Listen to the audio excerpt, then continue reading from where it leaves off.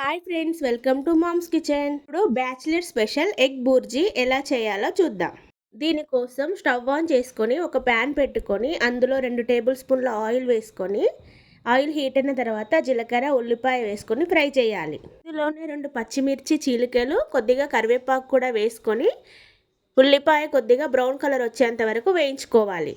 ఇప్పుడు ఇందులో రుచికి సరిపడా ఉప్పు, అల్లం, పసుపు, ధనియాల పొడి, 1 స్పూన్ కారం వేసుకొని కలుపుకోవాలి. కొద్దిగా గరం మసాలా కూడా వేసుకొని ఎగ్స్ని బ్రేక్ చేసి వేసుకోవాలి. ఇంట్లో కూరగాయలు ఏమీ లేనప్పుడు ఏం చేయాలో తోచినప్పుడు ఇలా సింపుల్గా ఎగ్ బుర్జీ చేసుకొని తినేయొచ్చు.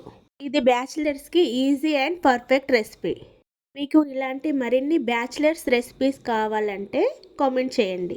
ఇప్పుడు ఎగ్స్ని 10 నిమిషాలు మూత పెట్టి ఉడికించుకోవాలి. 10 నిమిషాలు ఉడికిన తర్వాత ఇలా స్పూన్తో అటు ఇటు తిప్పుకుంటూ ఇంకొక 5 మినిట్స్ ఫ్రై చేసుకోవాలి.